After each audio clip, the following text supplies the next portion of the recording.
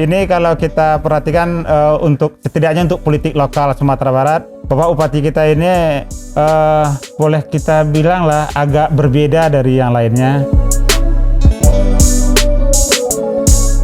Mungkin dari banyak bupati yang ada, termasuk orang yang benar-benar merintis karir politik ini benar-benar dari Bamus di Nagari ya. Bamus dari Nagari.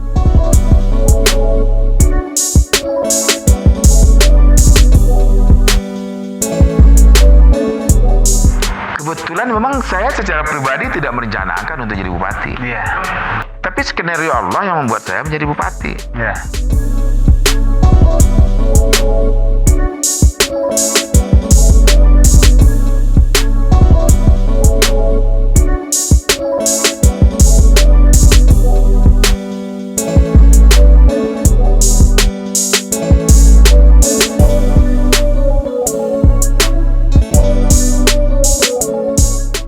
Untuk organisasi loh Kak ya, itu Karang Taruna itu tidak hanya di kabupaten saya, sekretaris Karang Taruna provinsi.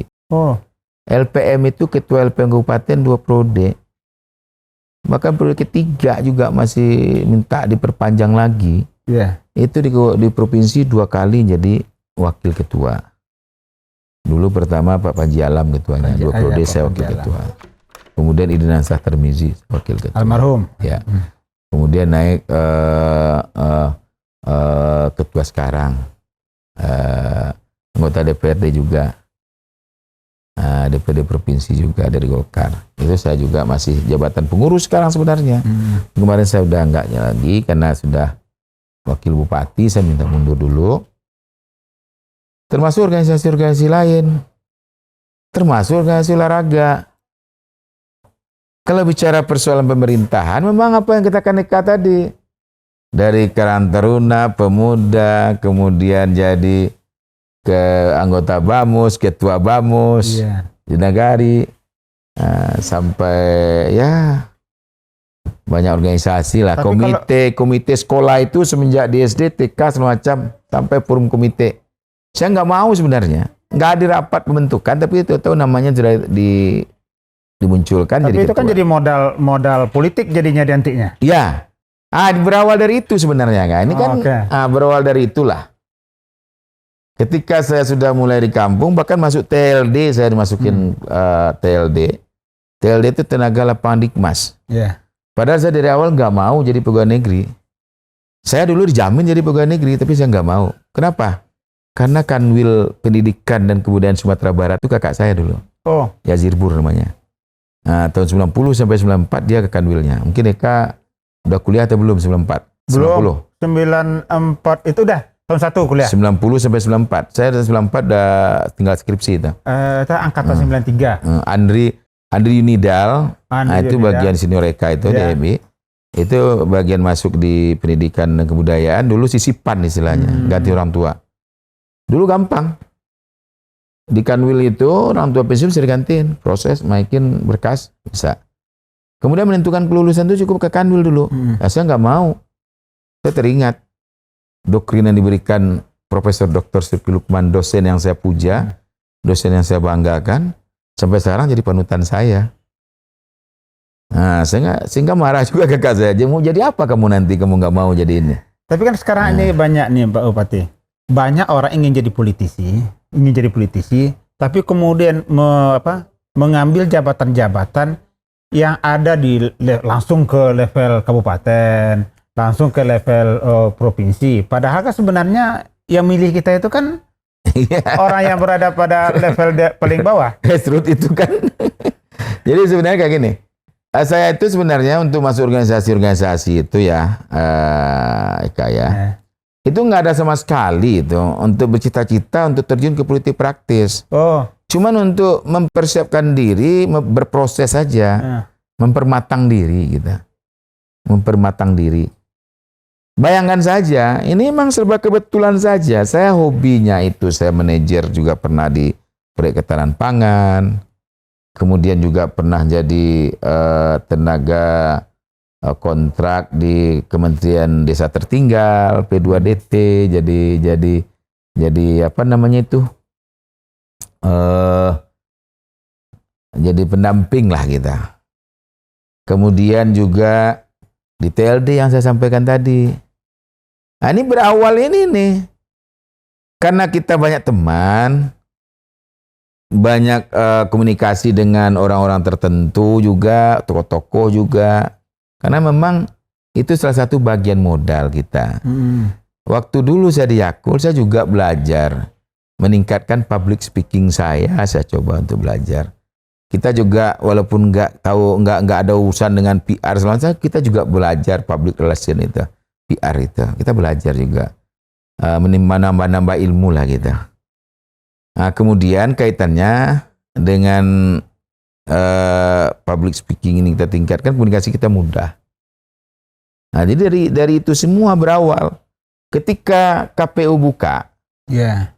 Nah, ini berawal dari KPU juga ini. Sebelum saya tengah-tengah kontrak. Ketika KPU buka tingkat Sumatera Barat, saya ikut mendaftar di situ. Saya nomornya masih ingat 701.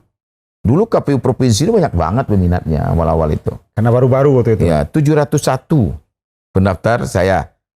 Yang di bawah masih banyak yang daftar lagi. Ya. Ketika saya mempersiapkan semua, saya mau serahkan berkas, saya ketemu dengan tokoh-tokoh hebat menurut umat saya, nggak mungkin saya kalahkan. Bukan saya pesimis, tidak. Tapi saya nggak tahu lembaga KPU ini apa, untuk urusan pemilu ini, apakah memang tokoh-tokoh, anak muda, saya nggak tahu. Nah, saya lihat ketemu itu menyerahkan dengan kakak saya juga, yaitu Bagindo Muhammad M. Letter. Kemudian saya mantan sekda, saya ketemu sekda provinsi, mantan sekda Padang Panjang. Ketemu semua, ada lebih 10 orang. Zaman itu yang mendaftar tuh mulai dari yang mau pensiun sampai yang baru tamat. Sampai yang baru tamat kuliah. Iya. Ya yang muda-muda kayak Marzul Peri, komandan saya itu kan.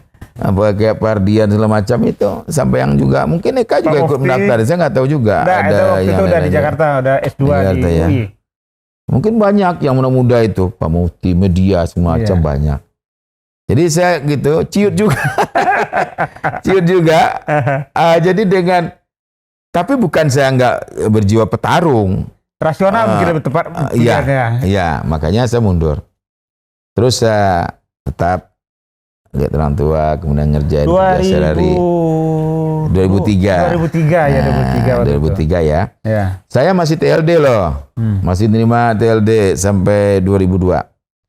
2003 itu saya mendaftar ke KPU karena kebetulan saja di Padang Priaman. Saya nggak tahu, nggak ngikutin lagi KPU ini.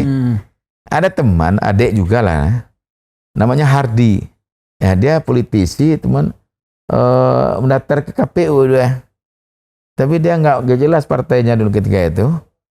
Dia nggak masuk ke KPU karena dia nggak ada pengurus partai, walaupun dia sudah mulai masuk rembet-rembet, itu lolos pendaftaran ini.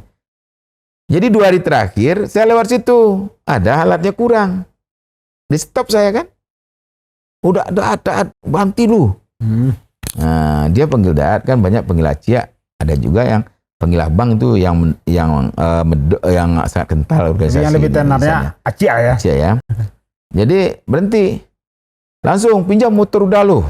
Nah, itu apa kok? Penting. Ingin fotokopi gue sebentar kurang. Oke, silakan. Kita tunggu aja di luar kan. Nah, saya nggak berani juga masuk. Karena nggak tahu ini apa gitu. Nah, pelangnya juga belum ada. Nah, kemudian dia datang. Emangnya apaan sih? Kok mendaftar KPU dah. Ban kurang tadi. Terus, hari ini serahkan. Kapan terakhirnya? Hari Kamis katanya, hari Selasa waktu itu. Terus, udah daftar lah. Udah dulu lah daftar di provinsi, tapi nggak jadi pulangan mana. Oh udah siku sih, sini aja katanya. Kalau sini, terus udah masuk aja ke dalam. Di dalam ada ini, ada yang kenal kok udah masuk dalam. Ternyata emang banyak yang kenal. Tanya, sampai kapan? Sampai hari Kamis. Coba minta persyaratannya supaya penuh semua. Kasih. Saya ikut, saya penuhi, hari Kamis saya serahkan. Ternyata berawal dari itu saya menjadi komisioner. Nah ini, Ini mulai berangkatnya ke politik ini ya. ya. Jadi ini kita sebelum kita lanjutkan bicara politik ini, dari tadi kan kesannya itu apa?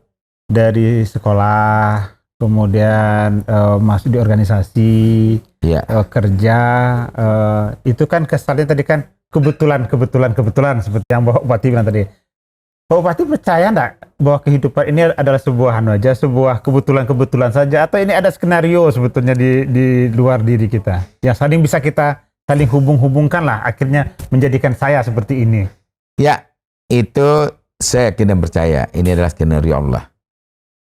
Ini skenario yang kita tidak tahu tapi Tuhan sudah membuatnya. Artinya takdir lah kita. Yeah.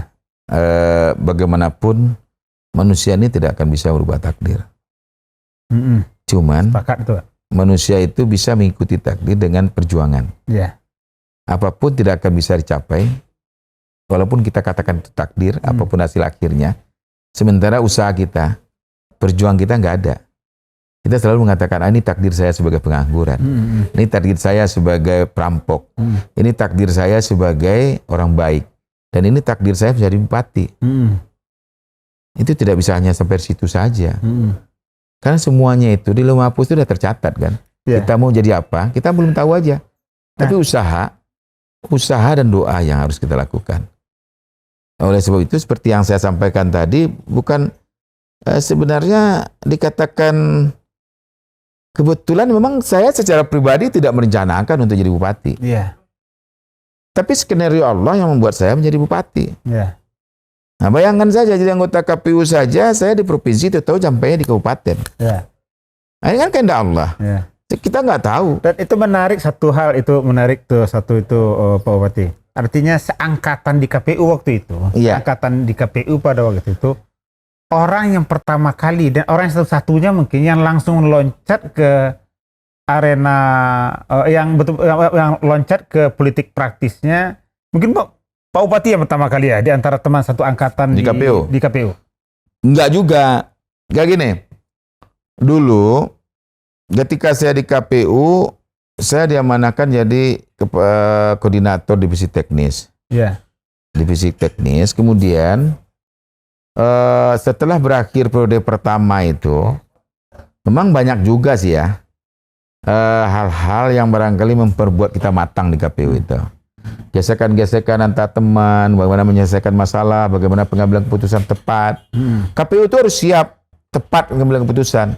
Nggak bisa, saya rapatkan dulu, sementara hari ini kita harus memutuskan apakah ini bisa berlaku atau tidak. Jadi KPU itu, makanya teman-teman KPU itu, komisioner itu, dia pintar-pintar dia rajin-rajin, dia pintar baca, harus banyak baca. Kalau nggak banyak baca nggak jadi pintar. Banyak baca regulasi, karena nanti ke lapangan, ketika kita turun ke lapangan, saat itu harus ambil keputusan, nggak mungkin juga kita ke kantor dulu, kita rapatkan. Kita harus cepat pengambilan keputusan. Kemudian yang jelas, keputusan itu tidak melanggar regulasi dan tidak memihak kepada satu pihak. Dan yakin dan percaya itu. Itu Allah akan menuntun kita yang benar. Nggak ada yang, gelombang begini begitu. Saya juga dihajar habis-habisan ketika penyelenggaraan pilkada dulu. Saya dibilang begini, ada calon KPU segala macam. Bahkan saya disidang khusus oleh KPU provinsi. Yeah. Saya ngadapin sendiri. Dari 5 teman saya yang disidang khusus. Saya sampaikan. Ini regulasinya. Ini aturannya. Saya baca kok. Nggak ada satupun yang saya langgar. Mana yang putusan yang saya langgar? Ini. Ini nggak ada. Kenapa nggak ada? Karena dia sudah masuk kota yang disyaratkan dalam undang-undang. Nggak ada dengan tegas undang-undang mengatakan ketika dia mengklaim dia udah masuk ini, kemudian dia nggak jadi tanda tangan, itu nggak ada urusannya.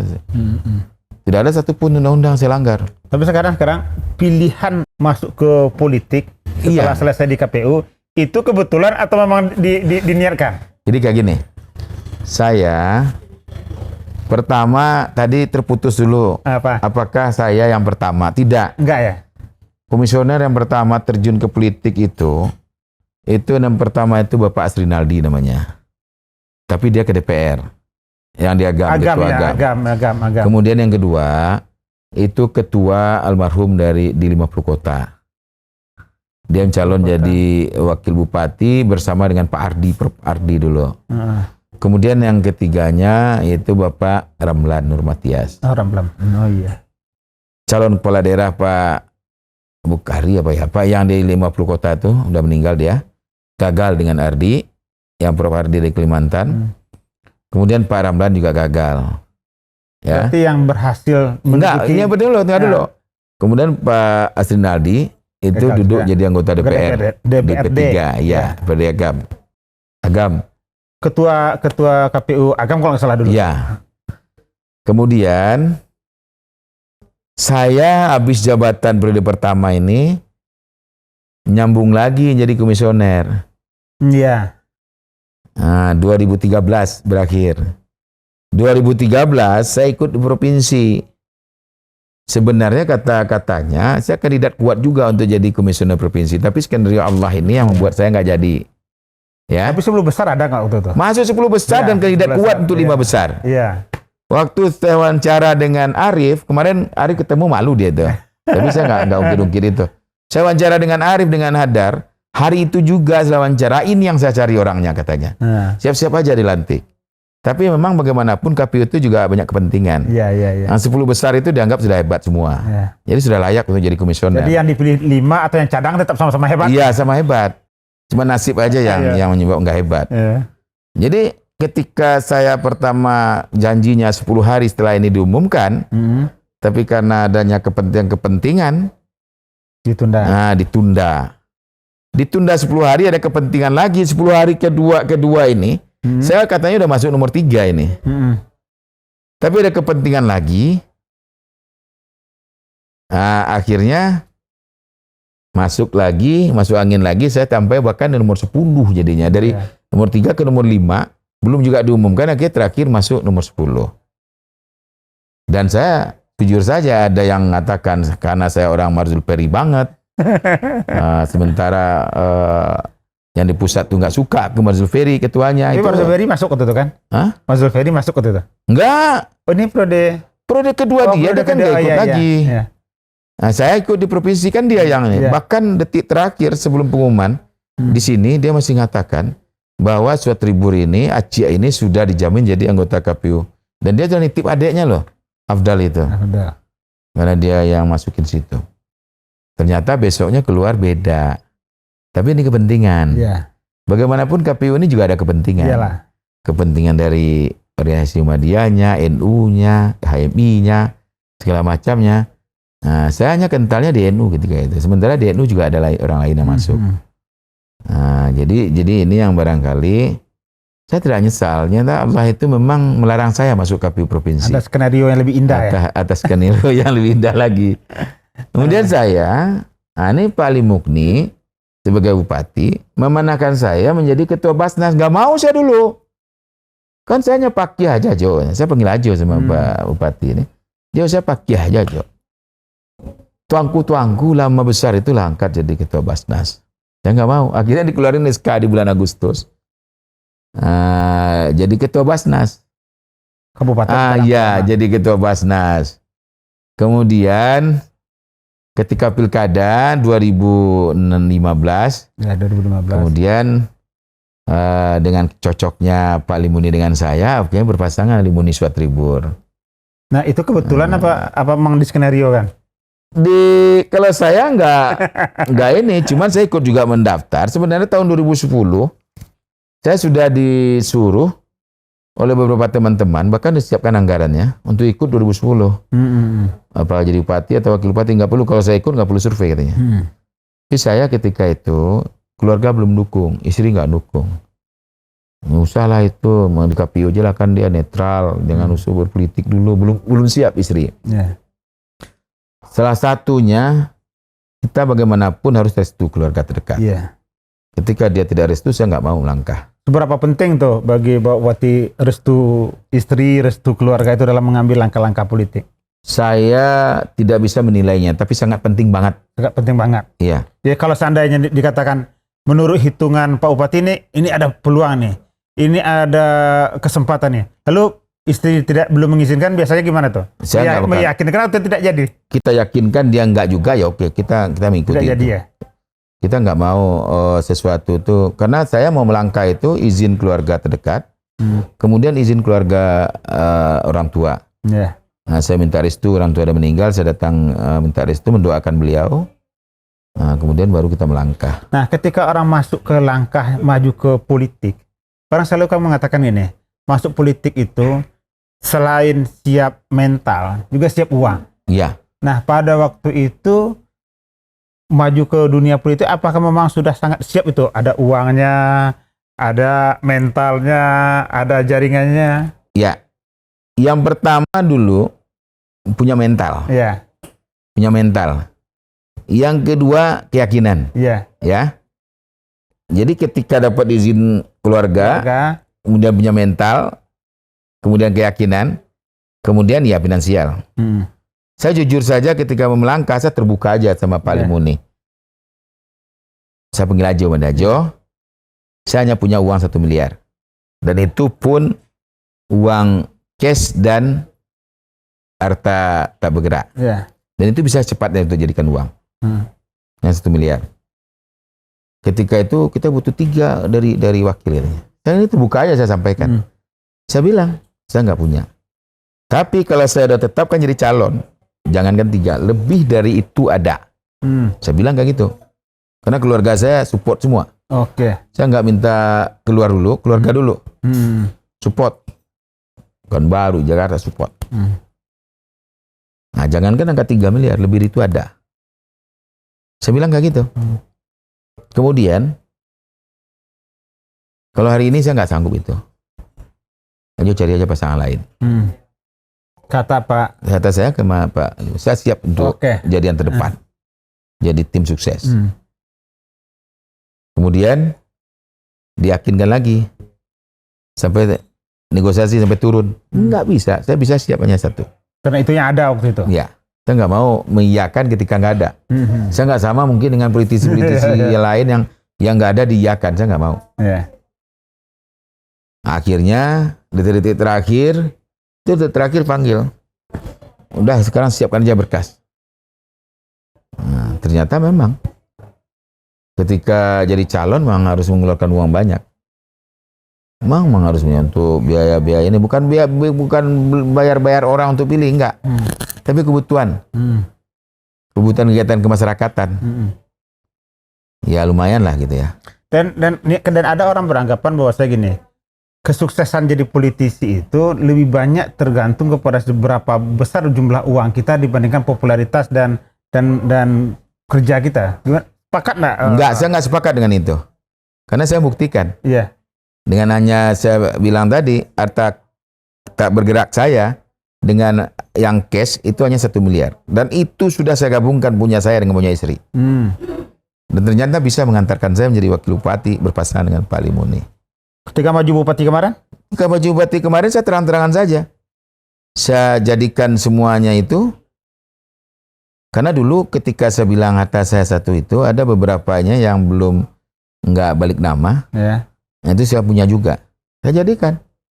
Jadi dari kumpulan itu semua, itu ya ada lebih kurang cuma 3-an lah modalnya.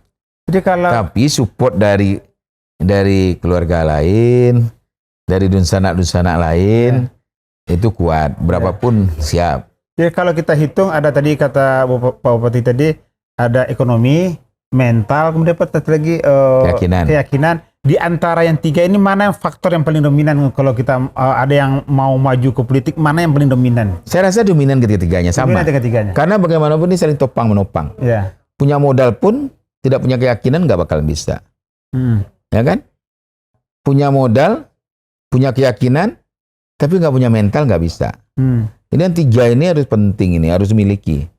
Jadi kalau popularitas gimana? Popularitas? Apa ini kan ini? Jadi dalam undang-undang itu kan ada di seorang kepala daerah, contohnya itu adalah dikenal dan mengenal masyarakatnya. Itu orang jadi kepala daerah. Nah orang bilang ya dikenal masyarakat itu kan bisa dibayar aja ketika ekonomi bisa jadi faktor pendukung. Gimana menurut Pak Bupati? Iya, enggak setiap manusia yang seperti itu. Enggak setiap daerah karakter pemilihnya seperti itu. Jadi saya melihat jadi tidak menjamin popularitas bisa dibeli itu, ya. Popularitas itu akan meningkat, akan tinggi ketika kita memang sudah berbaur dengan masyarakat. Seperti yang saya sampaikan tadi dari awal, beberapa kegiatan-kegiatan kemasyarakatan saya itu secara tidak langsung akan mengangkat kepopuleran kita, popularitas kan kita. Tinggal lagi mengangkat bagaimana tingkat elektabilitas kita lagi. Hasil populer ini, populer belum tahu kita bisa menang, belum tahu. Banyak kok orang populer tapi nggak menang. Banyak orang yang nggak populer bisa menang. Banyak orang populer punya duit tapi nggak bisa menang. Jadi populer itu tidak serta-merta harus berduit maka bisa elektabilitasnya tinggi. Saya rasa popularitas itu bisa mengangkat elektabilitas ketika kita memperlihatkan hasil-hasil yang positif di tengah masyarakat. Nah, kalau di Padang Priaman, budaya kita budaya beronce, satu sekaki. Jadi orang pelit jangan membayangkan dia banyak duit, tapi pelit jangan membayangkan bisa jadi ini. Satu sekaki. Jadi orang paling kaya pun karena sekaki satu belum jaminan juga untuk kalau belum jaminan. Karena orang pemilih Padang Priaman itu, pemilih Piaman itulah, itu pemilih yang dikatakan cerdas juga, yang namanya pendidikan demokrasi jalan iya juga. Ada yang mengatakan ambil duitnya, jangan pilih orangnya, ada juga enggak gitu. Jadi memang saya rasa. Berdasarkan pengalaman di dunia politik praktis ada yang kayak gitu tuh, Pak Wati? Apa? Ada yang pengalaman kayak gitu? Ada. Masak pagi, mantah sore itu? Ada, banyak. Nah, makanya kita perlu bagaimanapun kita nggak pungkiri ya. Untuk meningkatkan keyakinan kita akan posisi kita di mana, memang survei itu penting juga. Kemudian survei ini akan membuat kita untuk melakukan evaluasi di mana titik lemahnya, apa yang harus kita libatkan. Saya juga minta disurvei untuk mengangkat elektabilitas dari popularitas itu, apa yang harus kita lakukan. Ada mengatakan baliho itu apa lagi, karena kita udah populer. Ada mengatakan untuk selalu mengunjungi masyarakat, itu penting, saya rasa itu penting juga. Ketemu langsung, face to face. Kalau nama saya sulit juga kali masyarakat menghafal nama saya, Suhat Tribur. Nama saya nggak nama populer seorang politikus.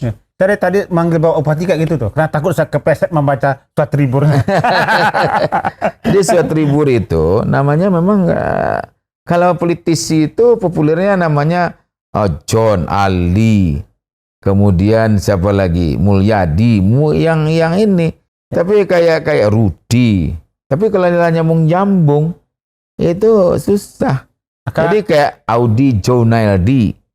Nah, kan itu karena ketertarikannya saya rasa salah satu yang menyebabkan tingkat elektabilitasnya naik, itu salah satunya Audi Jonaildi ini pertama gelarnya panjang.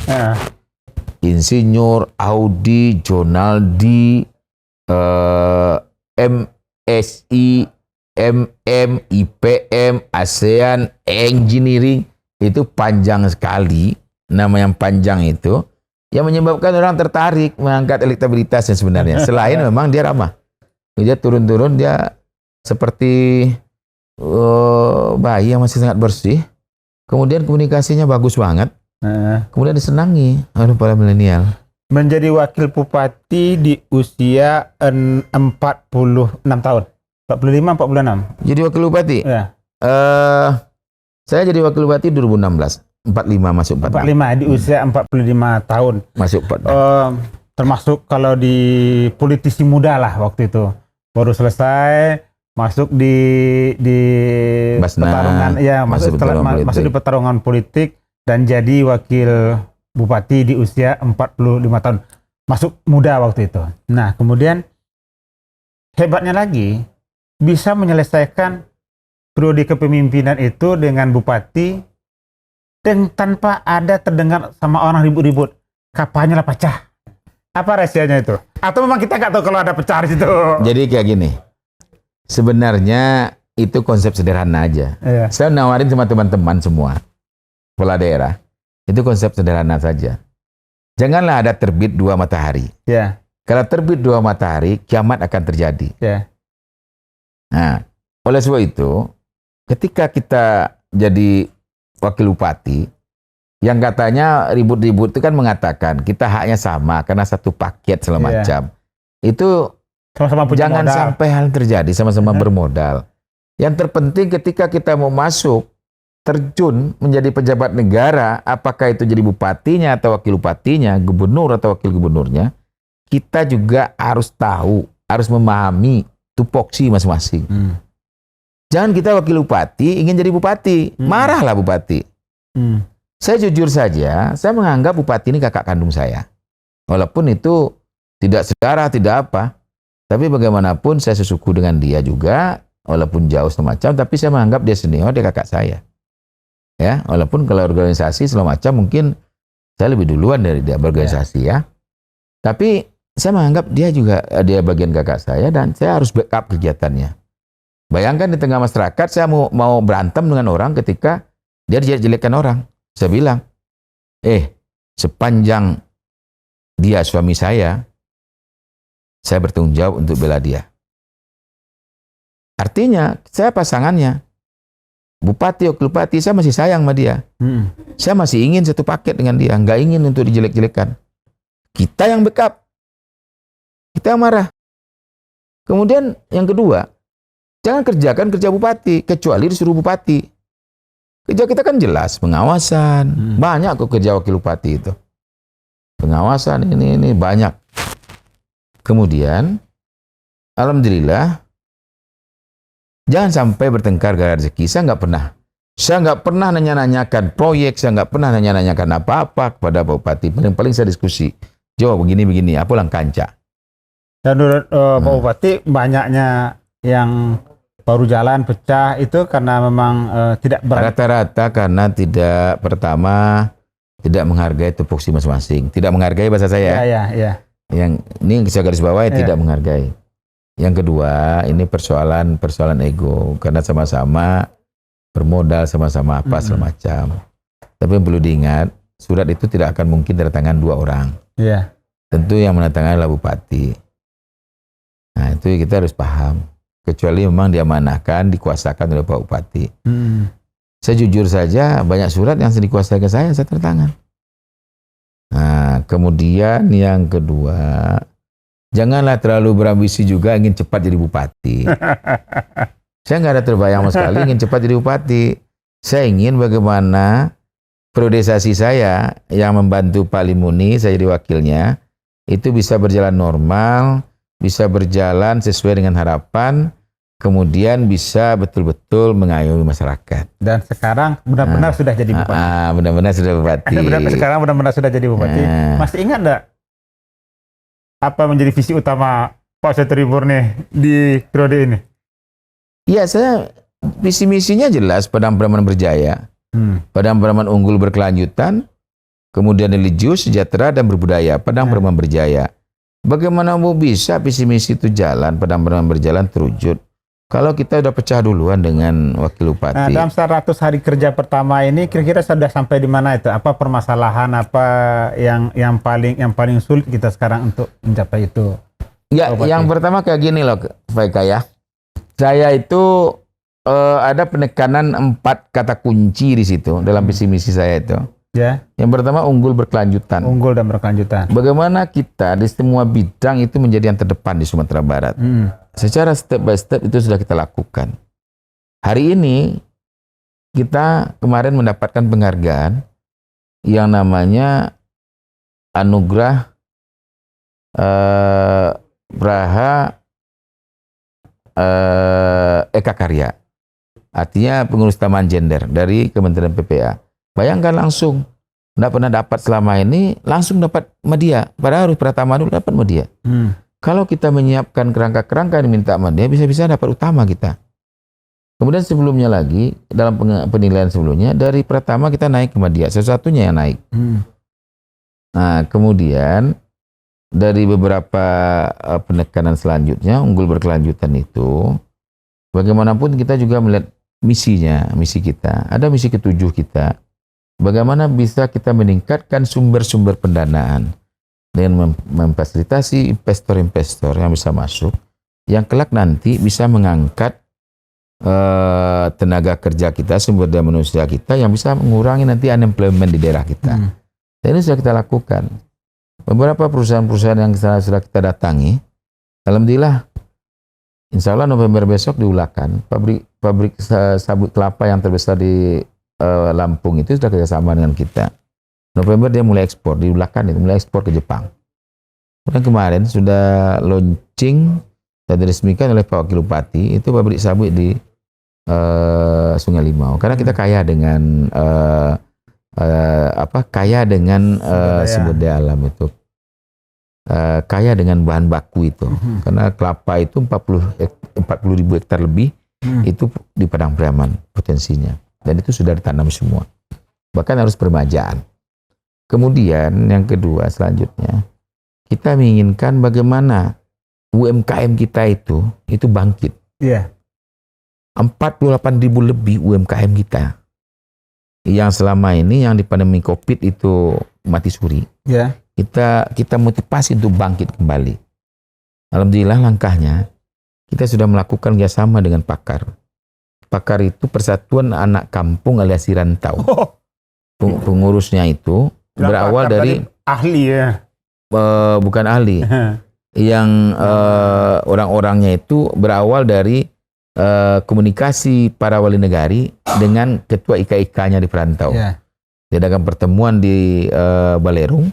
Kemudian muncul yang tadi, ada kepengurusan di kampung, ada kepengurusan dari rantau, dari IKIK tadi. IKIK. Alhamdulillah dia support yang sangat luar biasa.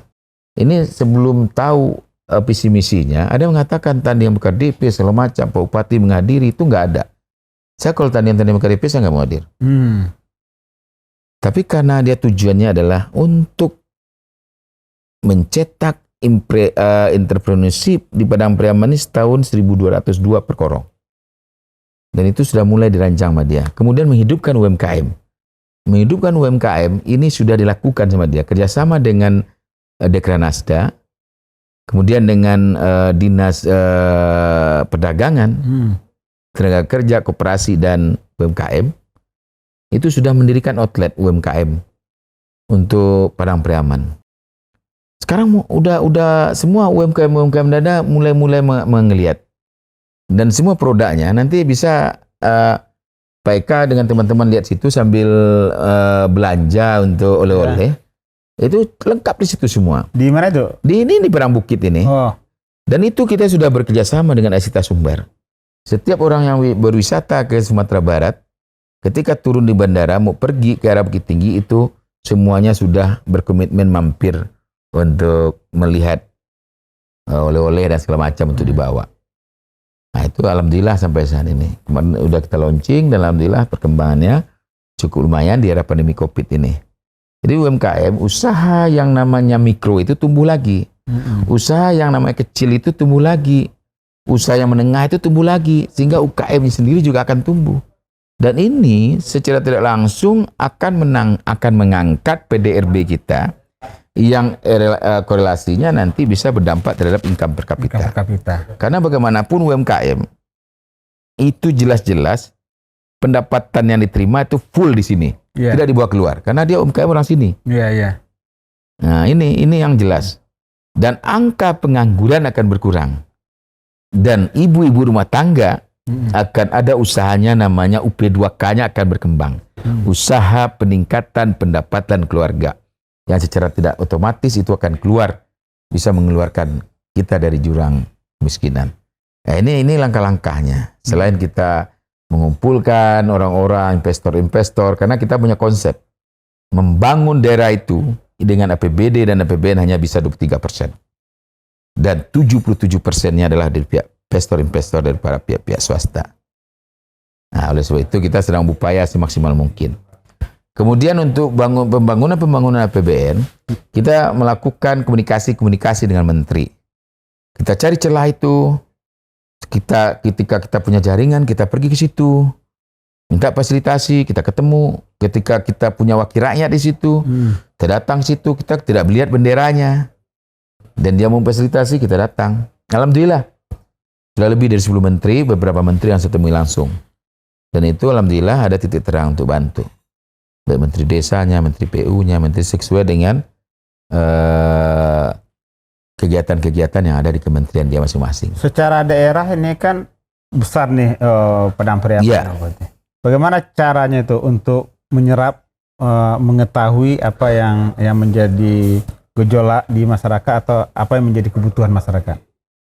Iya, yang pertama itu memang Padang Pariaman itu sangat luas.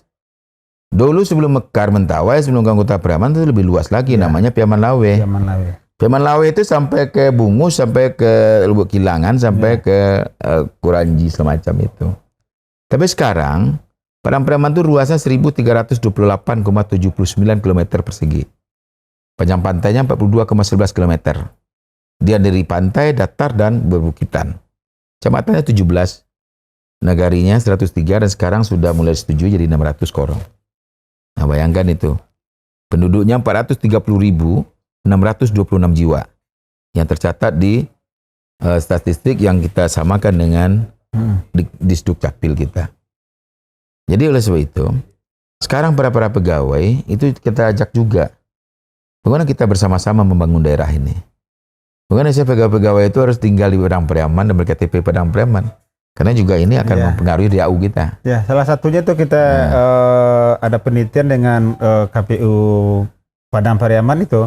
Jadi pemilih kita itu di Padang Pariaman itu, dia tercatat sebagai pemilih kita di sini. Tapi sebagian besar, bagian yang tidak memilih, yang tidak datang ke TPS itu ternyata adalah mereka yang memiliki KTP di sini, tetapi kemudian memang tidak berdomisili di sini. Jadi mereka merantau ke tempat lain, ke Pekanbaru sampai ke Malaysia, malah hasil KTP masih sini. KTP masih sini. Kenapa tidak pindah KTP ya? Karena dia memang tidak ada niat pindah, dia mau niatnya balik lagi kampung ke Pariaman. Ini yang terakhir, Pak Bupati. Ini kan banyak berpendapat bahwasanya jabatan kepala daerah sekarang pendek sampai 2024. Baru jalan separuh jalan, kemudian dikhawatirkan tidak akan menyelesaikan program kerjanya karena dia akan mikir lagi di 2024. Bagaimana yang kita di Padang Pariaman? Gimana menurut Pak Bupati itu? Jadi kayak gini, itu dikembalikanlah niatnya. Saya menjadi bupati ini, niatnya untuk membangun daerah. Tidak ada niat untuk kepentingan pribadi. Tidak ada niat-niat lain selain untuk membangun daerah. Dan pembangunan itu, program itu, dan apapun kegiatan yang akan kita lakukan, tidak akan bisa berjalan kalau tidak semua pihak bekerja sama. Tidak hanya kita berharap kepada OPD kita saja, pegawai kita, tapi semuanya. Oleh sebab itu kita akan mengedepankan itu. Bicara persoalan dengan kondisi undang-undang saat ini, bahwa pilkada serentak dilaksanakan di 2024, dan secara tidak langsung masa kerja kepala daerah ini dipangkas lebih kurang 1 tahun 3 bulan. Itu tidak menciutkan niat untuk memunculkan Padang Pariaman berjaya. Kita fokus, kita tetap evaluasi. Saya rasa di Padang Pariaman sambil berjalan. Saya tidak pernah kenal ini waktu kampanye, ini waktu jadi bupati, ini waktu jadi wakil bupati. Masa kampanye saya kayak gitu, setelah jadi bupati atau wakil bupati dulu pun saat itu juga. Dan ini dibuktikan hari ini. Hari ini Eka mau datang ke sini, saya sudah menyelesaikan sini, sudah datang ke lapangan juga. Dan secara tidak langsung kita sudah bertatap muka dengan masyarakat kita. Dan ini masyarakat sudah bisa menilai. Sudah bisa menilai bagaimana seorang Suat Tribur ini. Bagaimana seorang Aceh ini. Ya, tidak ada gading yang tidak retak. Oh iya pasti. Nah, bagaimana nih? Kalau ada yang mengkritik kinerja Pak Bupati? Welcome. Kita sangat terbuka. Tapi kita tidak suka hanya dicari-cari kesalahan, kemudian untuk membunuh karakter. Saya nggak suka. Tapi kalau memberikan kritikan yang membangun, saya berikan apresiasi dan welcome. Siapapun orangnya. Yang paling akhir. Next, apa yang akan cita-cita, karir politik, atau ke depan itu apa yang menjadi skenario dari Pak seorang Suat Tribur? Suat Tribur. Nah, ini. Jadi kayak gini. Ke depannya itu, yang jelas kita belum ada untuk berpikiran yang lain-lain. Tapi yang penting seorang pemimpin itu harus mempunyai mimpi. Iya. Mimpi besar untuk jadikan daerahnya menjadi daerah yang terdepan, daerah yang selalu unggul, kemudian mimpi besar untuk bisa mewujudkan bagaimana masyarakat sejahtera. Itu dulu yang terdepan. Insya Allah skenario-nya nanti mungkin Allah sudah ngatur juga. Iya. Bisa jadi Allah memberikan kesehatan yang cukup bagi kita, umur yang panjang, tidak tertutup kemungkinan. Mungkin ketika kita ingin membangun, sedang proses berjalan, masa habis, ingin untuk berkelanjutan lagi, nyambung lagi, sah-sah saja. Karena undang-undang juga mengatur itu. Iya. Ataupun ada yang lebih lain, mimpinya barangkali, itu sah-sah saja. Yang penting kita sekarang bagaimana berusaha semaksimal mungkin menjadi yang terbaik, membangun daerahnya, dan melaksanakan program pro rakyat untuk kepentingan rakyat, tidak mengedepankan kepentingan pribadi, mempunyai mimpi besar, menjadikan daerahnya menjadi daerah yang terdepan, dan insya Allah Sumatera Barat ke depan juga akan bisa melirik. Yang penting kita sehat dulu. Oke, terima kasih Bapak Bupati. Ini luar biasa, kita doakan bersama agar Bapak Bupati tetap sehat selalu, tetap fokus pada visi misinya, menjadi orang yang punya gagasan terhadap daerahnya, dan tentu saja karir kedepannya jauh lebih baik. Sampai di sini dulu, kita ngobrol lagi pada podcast berikutnya. Assalamualaikum warahmatullahi wabarakatuh. Waalaikumsalam warahmatullahi wabarakatuh.